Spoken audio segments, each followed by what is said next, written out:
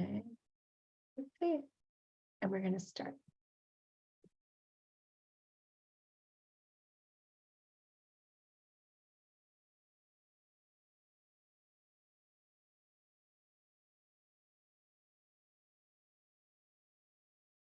Good morning, everyone. I am Reverend Wendy Silvers, and you have arrived at the Awakened Mother Show. These are dialogues, uncensored, unfiltered dialogues with leading edge spiritual teachers, counselors, moms, people that are committed to raising consciousness, raising kids in a very conscious way. And this is really dedicated to your upliftment, your empowerment. So we're so glad that you are here, and we have some live guests with us. So we're just going to mute everybody and make sure that, okay. So anyway, I am so thrilled this morning to share with you someone who's very near and dear to my heart. We have known each other. We know each other through the Agape International Spiritual Center, where we both are practitioners, and we are both ministerial sisters. We went through the inaugural Michael B. Beckwith School of Ministry, and we graduated together. And I remember Cynthia from the first time I saw her arrive at Agape, and she was this huge bubble of light, of love. I just remember her smile, your smile. And so I'm really delighted to share her with you today. She is she's an amazing light worker. She is a spiritual teacher and counselor. She is a master energy code healer. She is a minister. She is a wife and a mom and a friend and a sister. She's extraordinary. And I want to share some of her accomplishments with you so you can get to know her as well. And I will also share with you her book cover. So Cynthia is an Agape New Thought minister and graduated from the Michael B. Beckwith School of Ministry in 2020. Can you believe 2020? Prior to this, she was licensed to the Agape University as a spiritual therapist in 2014. She has a counseling practice which allows her to work with individuals around the world. She is also a public speaker, teacher, curriculum designer, energy healer, and author. Cynthia offers seekers a safe space to go deeper on their individual paths of self-discovery and healing. She guides individuals in learning about and cultivating tools that lead to self-empowerment and embodiment. Rev Cynthia's commitment to her clients and all those who cross her path is to hold them in a sacred container as they awaken to their inner greatness.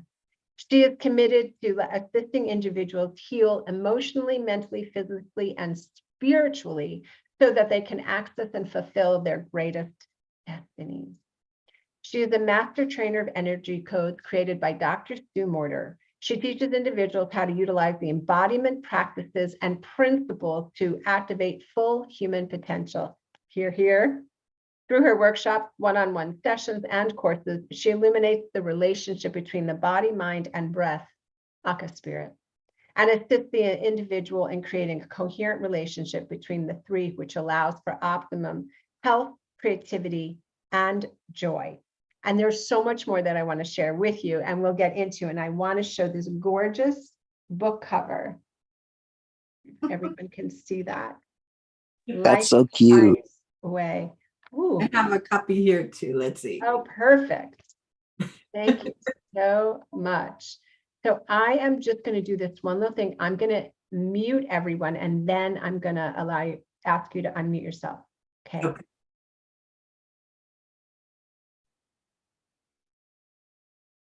All right. So unmute yourself.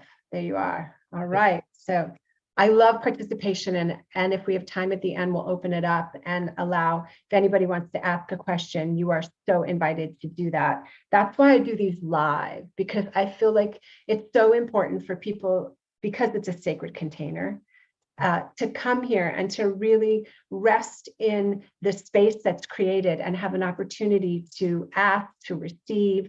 So thank you very much for that participant who commented. And thank you for being here, Reverend Cynthia. Oh my God, it's long overdue. Thank you for having me.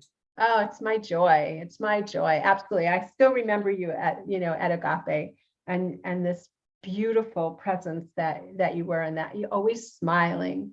And so I'm very excited for you with your book, and I would love for you to share more about the process, share more. I mean, I know that this book delves into essentially your life and your transformational journey. Will you speak to that, please? Absolutely. When we were in ministerial studies together, and we were starting to try to come up with formulating our thesis, I met with Maisha Hazard. And during our meeting, she asked me what was one of the biggest experiences I had in my life. And so I told her about an accident that I had when I was 12 years old.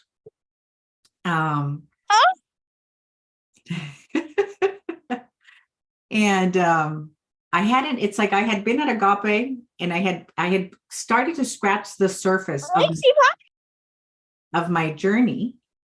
Hold on one second. Okay. So sometimes there's Zoom bombs. So I'm gonna look to see who's sharing their voice.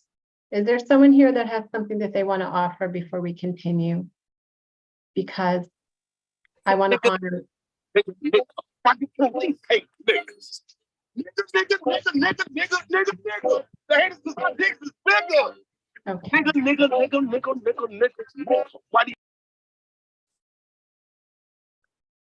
All right. So glad that we are both ministers and can hold that space. And let's see, there's another person here, and I'm actually going to remove them because I don't know who they are. And it's so fascinating. When I saw the name, because this is publicly, let's bring this into the conversation. Definitely. So there was just someone who is clearly, as I used to tell my daughter when she would learn about things that people did that were really hurtful, that they are so separated from the love that is in their heart or their true nature that they vomit on other people, or they do things, vomit verbally on other people, and they do things. And so we just had somebody on here that just decided to share some really ugly words, right? And so as practitioners of truth, it is our mandate, like we have a mandate. Yes. To know the truth and to raise everything up. And I'm really grateful that we're on this together, because that is definitely disturbing to have happen while we're in the middle of talking about your amazing book. And I got to tell you that I've been trained for this. When I started doing the Facebook Live for Agape, there was somebody that would come online and refer to me as a devil's child often when I was on their live, and it used to rattle me. Right? But it served as preparation, because the more that you and I step into public view, there's a possibility that we will be encountering these types of comments, right? Or individuals. Yes. So I'm grateful for the training. Me too. Me too. You handled that very well, Wendy. Thank you. Reverend Wendy. Thank you. Well, I can actually remember speaking at an event, and somebody walking by and bellowed out at me that I was a baby killer. Wow. And I just, you're bad. And I just was like, wow, that is pretty intense. And I just moved into that place in consciousness, because I thought that person doesn't even know what we're talking about. and how many people are hurting, Absolutely. to call you a devil's child. I mean, like, it doesn't even make any sense. No. But like I said, it used to rattle me, and it just trained me very well to now, like, if I see a negative comment, I can see it and recognize it, acknowledge it if internally, but I'm able to continue sharing the teachings and the love.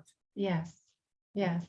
Which is the most important, because we are transformed by the renewing of our minds. And so that's what we do. That's what we get to do. We get to do that through our work. And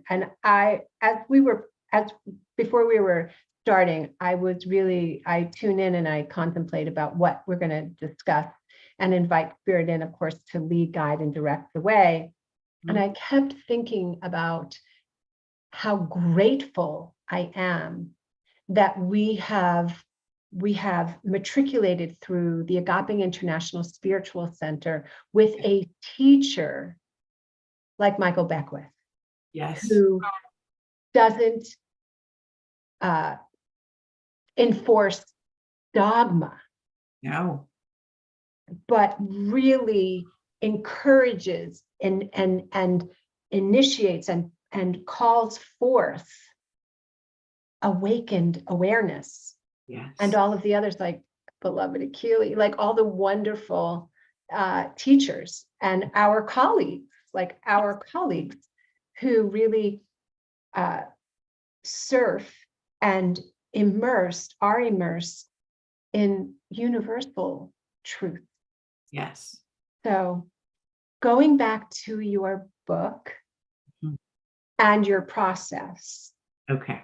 Will you let people know what your process was and how it came to be that you were able to share so deeply about your life and the transformation? So for so many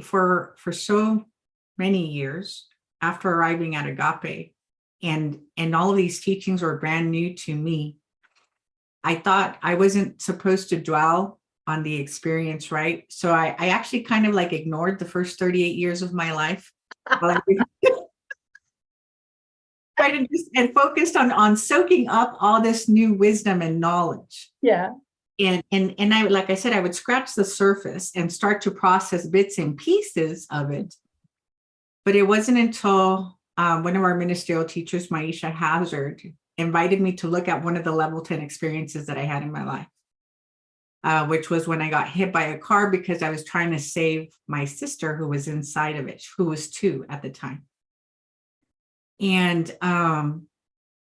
she said, write about that, because the idea was, what have I been healing from, right? The topic, the theme was wholeness, but what was I healing from in order to access my wholeness? So it started with looking at that experience from when I was 12. And then I said, well, I might as well. That's profound. I want to just pause here for a second. I mean, that is really deep. Okay. So as somebody who works with, and as you do, with trauma, I mean, like, that is right. And there was so much trauma on a physical level, right? Both of my legs were broken. This arm was dislocated, several surgeries, 3 months in the hospital, 3 months in a wheelchair, 3 months on crutches, and then eventually back to walking. But because we're so resilient as children, right? The only thing that went through my mind was, I need to get back out there playing with my friends. Right. So nothing was going to stop me from that. So there was no processing of the event. And I had just started to learn about how the body holds traumatic memory. Right. And I was like, okay, so what if I've been carrying around not just the past 38 years, but I believe in reincarnation. Yes. And I was like, what if I've brought stuff over from previous lifetimes as well? And when I got to Agape, my intention was to heal. I showed up with an autoimmune condition. Right. And that was the catalyst and the motivator for diving into this work. I wanted to experience a healing. So the book, so sitting to look at how can I heal, or what have I done to heal so far, right? Physically, mentally, emotionally, and spiritually, was how the book began to take shape. But I was not expecting all of this emotion to pour out onto the screen, because I started feeling the experiences that I had been through as I was writing. And so there would be 16-hour sessions sometimes in my office of crying and releasing while I was typing. Wow. And it was exhausting. I bet. But these emotions had nowhere to go previously. Right? And emotions are energy in motion. And when they're allowed to move through our system, then we experience health and vitality. Mm-hmm. But when we're suppressing or denying, it causes a disruption in the flow of energy, Mm-hmm. which can show up as disease or pain or discomfort. Yeah. Right. Yeah. Wow. That is profound. So that was how the book began.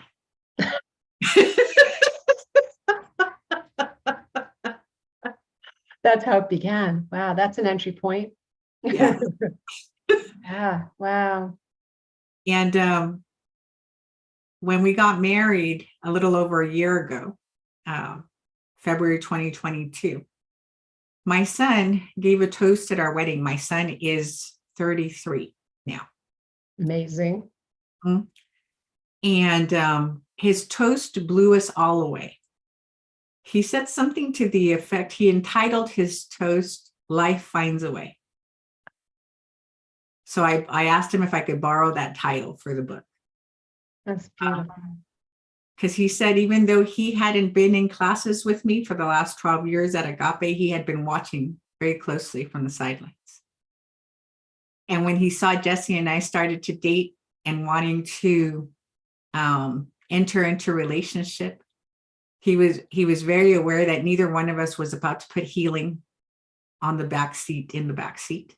So it had to happen simultaneously with us deciding to enter into a relationship. Right. It's so funny because we both counsel people, and oftentimes people that are not in a relationship or are single, right, will say, "Oh, I really, I'm doing all this work and I really want to be in a relationship." And it's like the small print is, "Okay, good, wait." More transformation awaits you. It's an accelerated classroom. Every unhealed part of you will come up and look at and stare you in the face. Absolutely. Mm-hmm. Absolutely. Miracle Grow. I often joke about that. And I have this saying, like, if you want to really, transform your life, get into a relationship. And if you want to put it on turbo change, have a child, and then start your own business. There you go. You're like good to go. Right? Yeah. And so the book really did look at, as much as I could possibly fit into the book. Mm-hmm. I even carried around a lot of shame about possibly not having done the parenting as well as I wish I could have. Right. Even though I had my son at a very young age, and I was going through an incredibly traumatic experience at the time. Mm-hmm. Right. My mom was on the run from the law. She had gone into some trouble. I was a teenager. I happened to meet his father at a girlfriend's house. Mm-hmm. His father took me in, didn't know me, asked his parents if I could stay with them while I found my father. Wow. And I was like, why would these people take in a total stranger?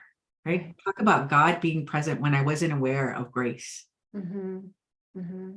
And then I ended up staying there from the age of 15 till the time I was 33. Wow. Wow. That's beautiful. Right. But there was a lot of, he was emotionally and physically abusive. Right. So it was hard. I didn't leave him because I felt guilty because they had taken me in. And it wasn't until the autoimmune condition showed up when the possibility of ending up paralyzed and him being the one to take care of me scared me more. So I finally left. It makes so much sense. Doesn't it? It makes so much sense. Yeah. It's like, and eventually I started referring to the condition as a female that empowered me to make the difficult choices I wouldn't have made otherwise. I love that. So she became my friend. Oh, Right? wow. What is it here to teach me? And Wow. That's so powerful. isn't it? But the thing, and here's what I learned towards the end of the writing of the book. Mm-hmm. Somebody said to me, you realize you no longer have to grow through pain and trauma, don't you? Right. And I was like, oh, no. I did not know that. Isn't that interesting? Uh-huh. Wow. Freedom. Freedom. And to be able to welcome ease and grace, and to have arrived at a place where I've said to God, I'm a blanket yes. Yeah. Just make it easy for me. Yeah. Because Yeah. I'm done with hard, if possible. Yes. Yes. Well, what you said so much in that. Oh, okay. Hang on, you guys. It looks like we know everybody who's here. Yeah. Let's see. Okay, we're going to go for it.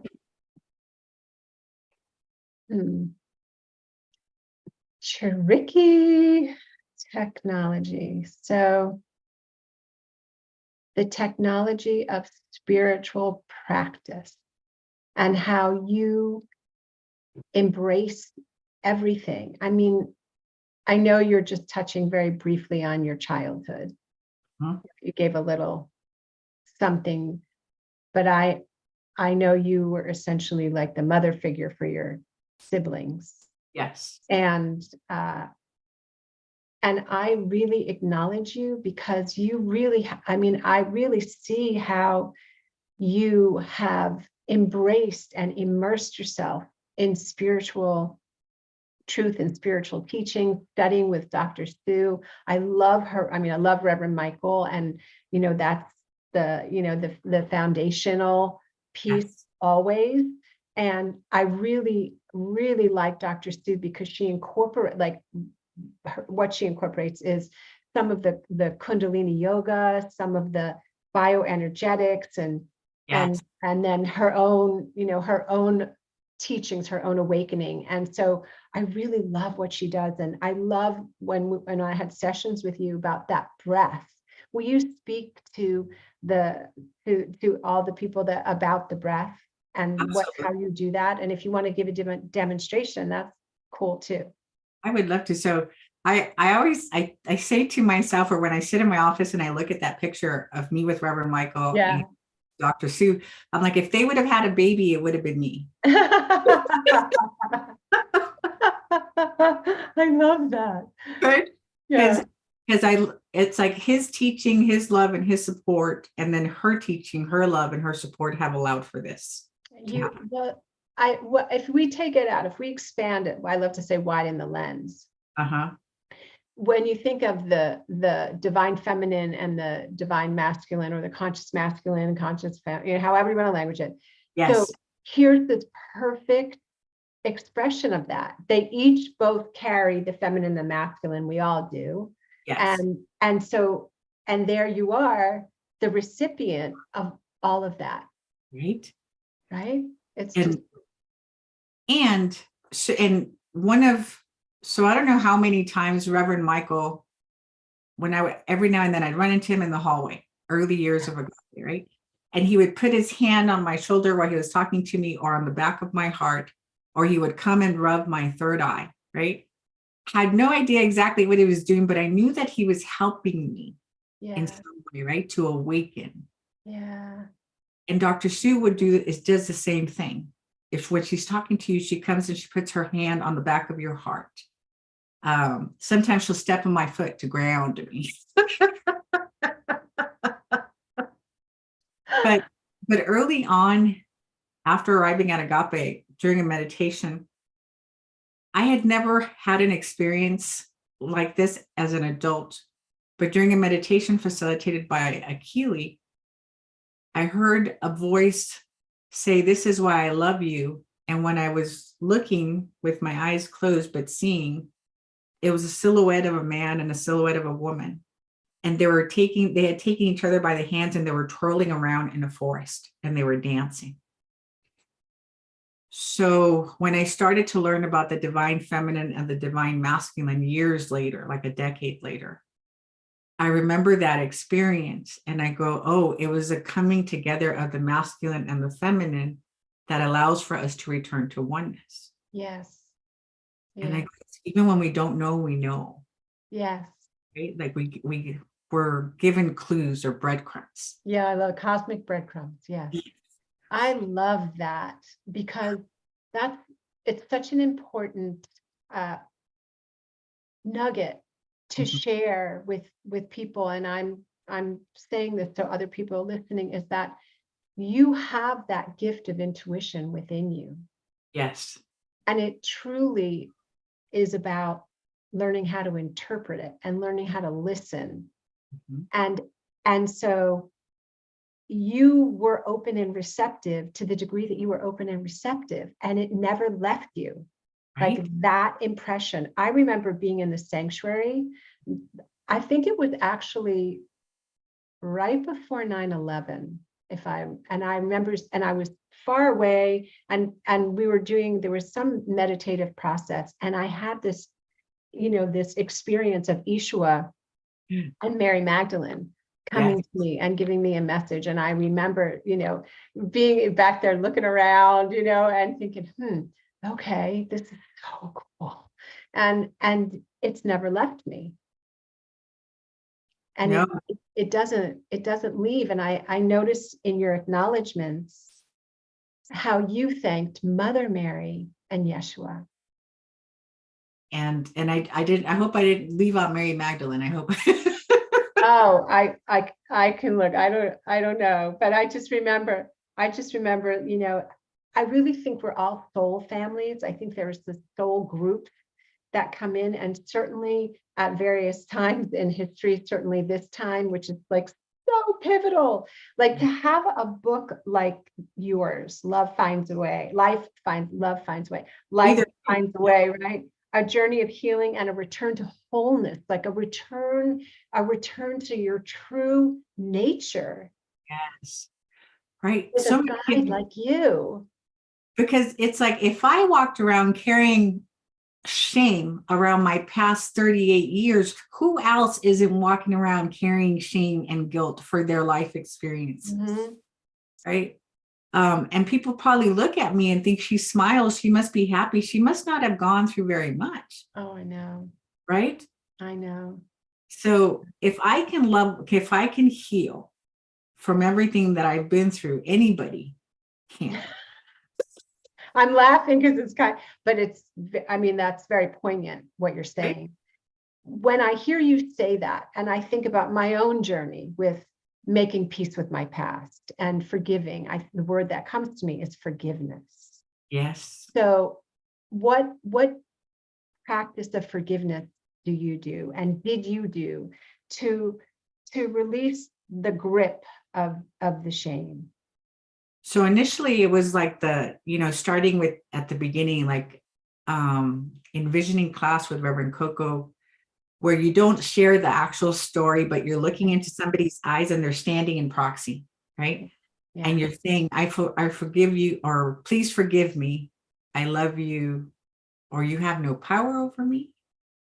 Yes, I release you, I set you free. What you've done has no power over me. I am free and you are free.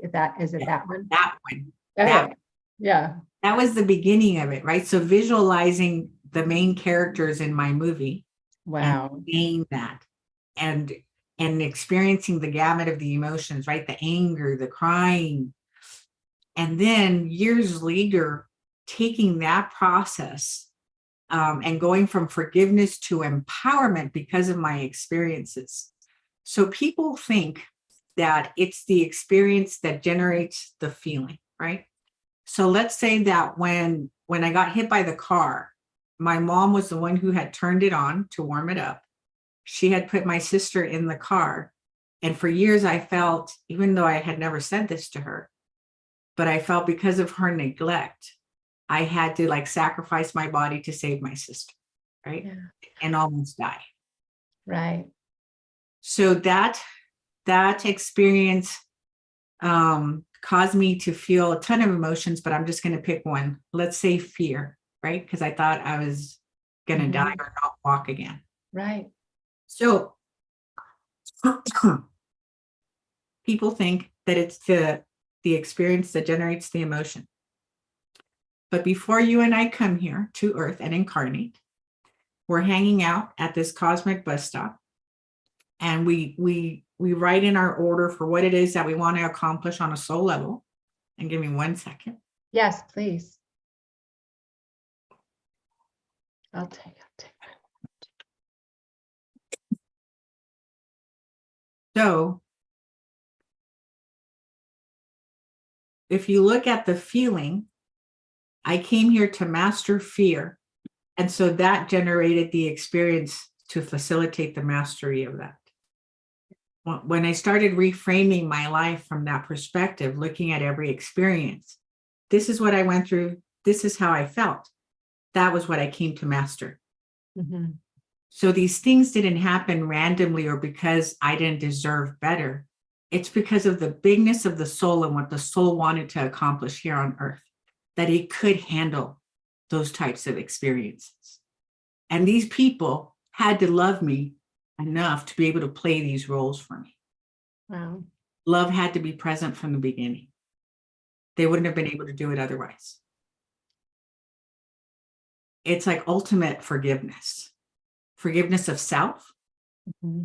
forgiveness of others, because they did it out of love to help you achieve what you wanted. That's master teaching to be able to expand that. Right?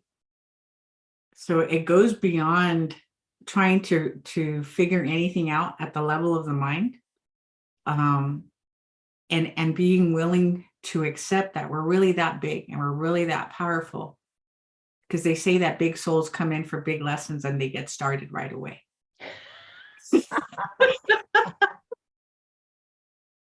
Yeah. Yes. Yeah. So with Dr. Sue's work, she's the one that said that.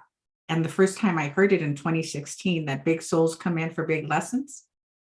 And I thought, you mean to tell me that this wasn't all random? Was like,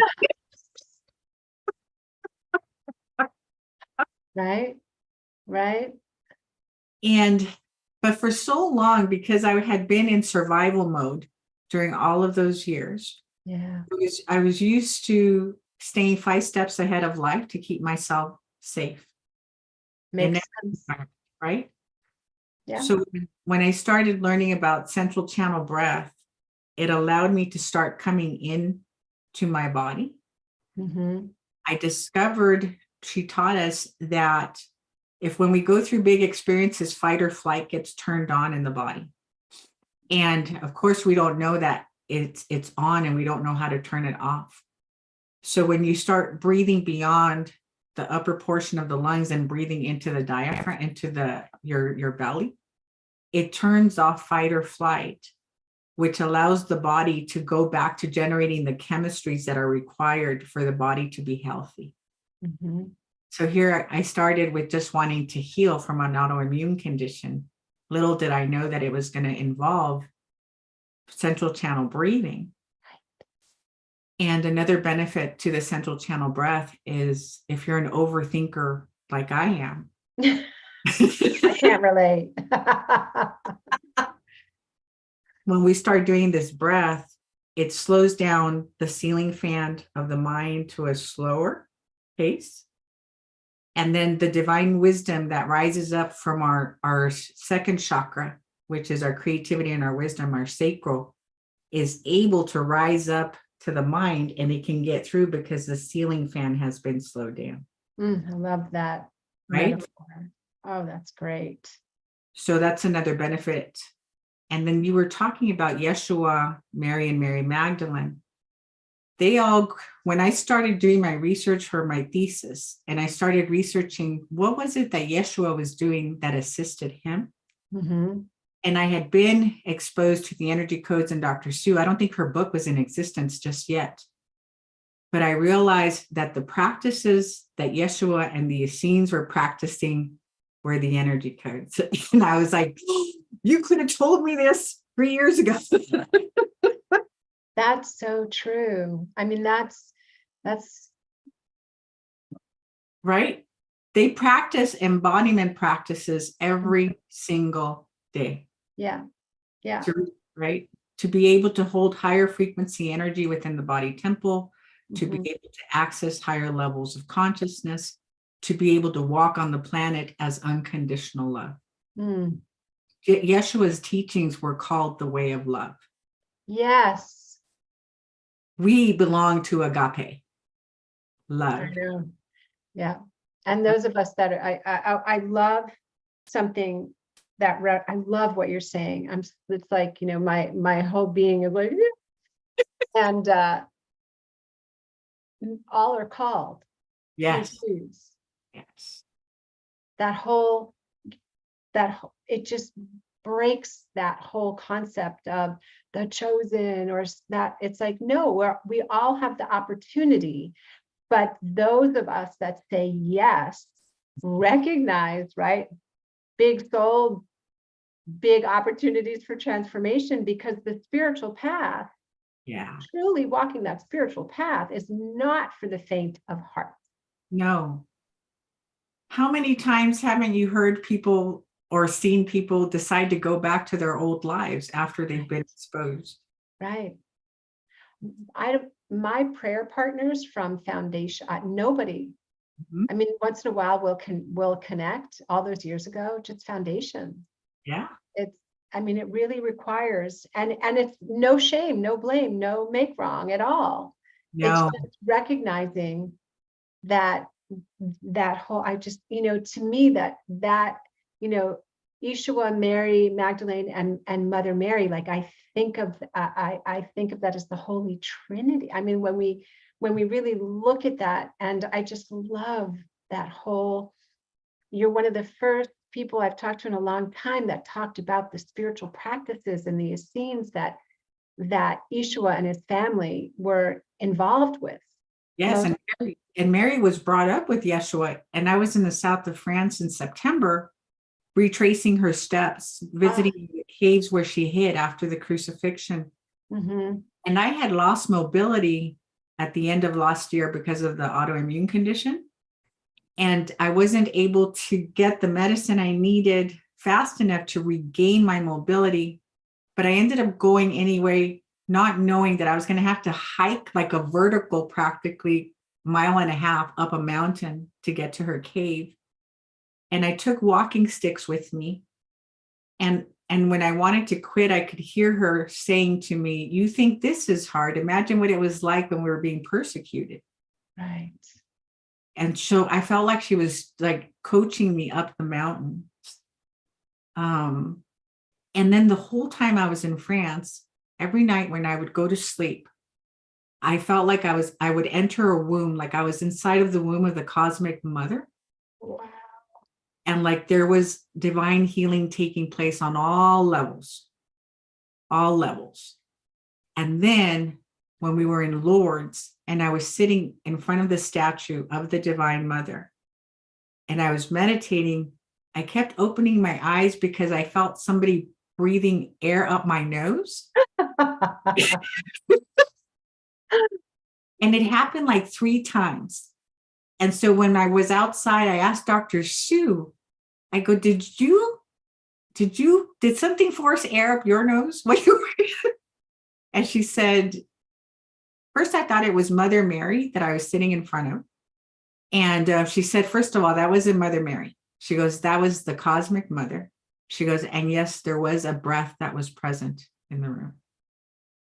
And what I equated it with was when I had the accident, when I got hit when I was 12, I couldn't breathe anymore because of the weight of the car on my lungs. And I remember a breath of air like rushing into my lungs after I said a prayer.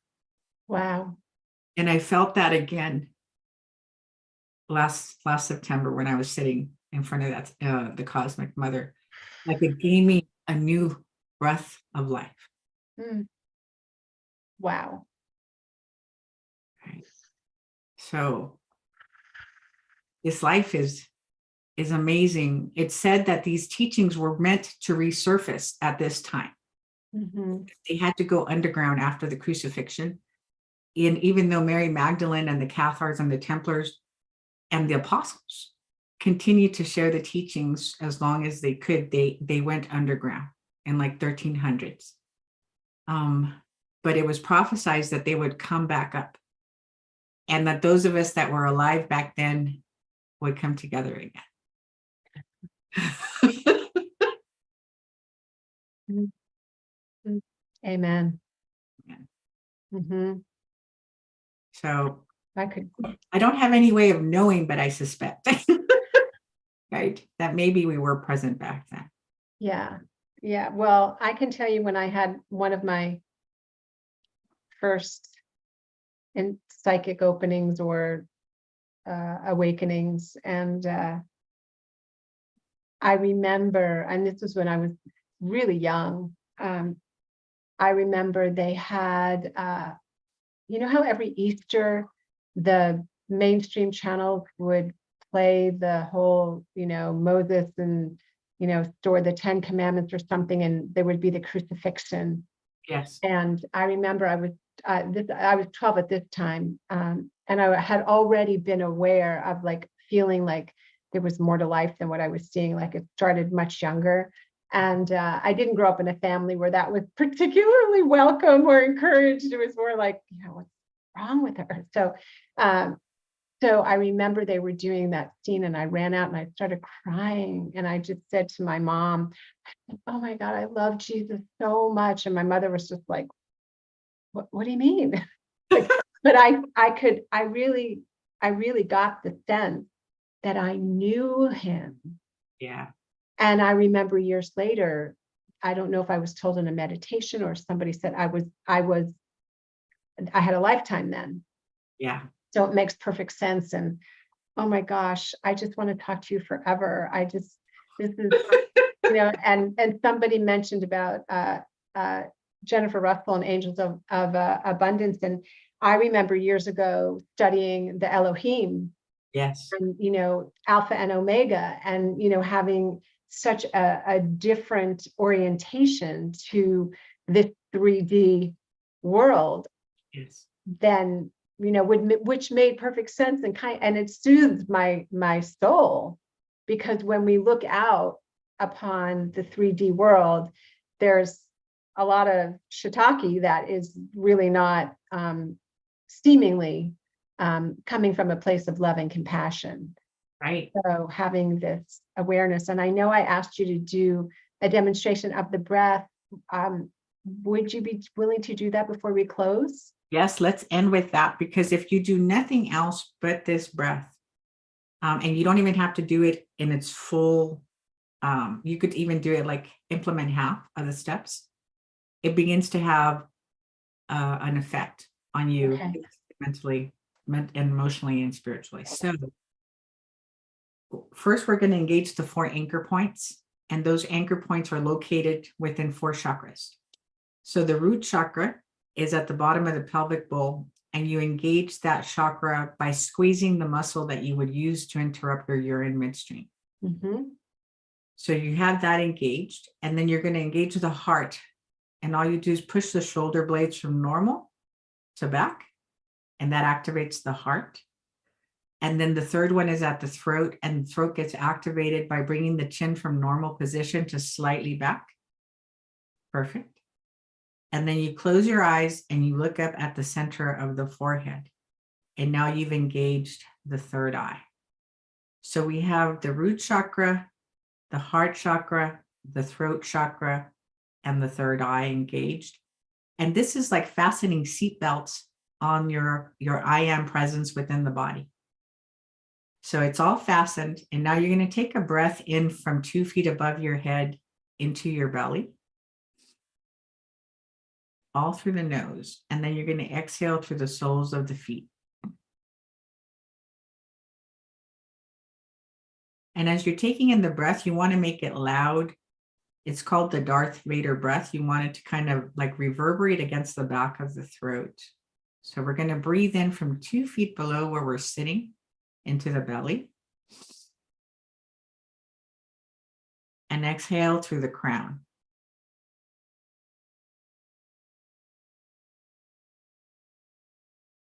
And we're inviting more of the invisible part of us, the part of us that Reverend Michael says has never left home, is still in God, can never be hurt, harmed, or endangered. And we're just bringing more of that here. So breathing in from overhead into your belly. And exhaling down into the earth.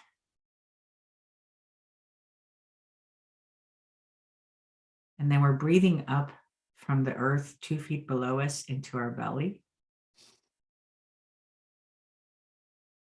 And exhaling through the crown.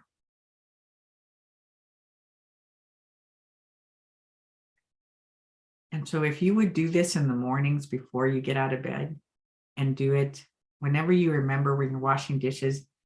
If you can't close your eyes, don't close the eyes. Just do the root chakra and the heart and breathe in from overhead. And exhale. And I do that all day long when I sit here doing sessions with people. I just don't close my eyes. Unless you're praying. Yes. Yes. Oh my God. Reverend Cynthia, thank you so much. My pleasure. For being here, for sharing your wisdom, your experience, your love, your truth. And I know you have the book behind you. I'm going to make sure, if you want to show it, I'm also going to make sure that people are able to purchase it. We've both got it. We've got the bookends, we've got the digital, we've got hardcover. I'll make sure people know how to reach you. You're on Instagram. You are on Facebook. Yes, you have. Yes, I have a new website. It's cynthiaambriz.org. Beautiful. Beautiful. See why Quente did it, right? She did such a beautiful job. Yeah. Oh my gosh. She's what a spirit. I remember her when she was little, like really little, so crazy. But I am so grateful for you. Thank you. Thank you, Jennifer. Thank you for Thank you, being Jennifer. here. Thank you, Carlene. Thank you, Chrissy. Yes. Thank you all for being here. And so I'm going to close this out and with just deep gratitude for your presence here, for following the Awakened Mother show, for being an active participant in your own spiritual growth and unfoldment, for all that you do. I want you to remember that you are loved beyond description. You are powerful beyond measure, and you are a force for good in this world. So go forth and spread your magic. Peace and many blessings. See you soon.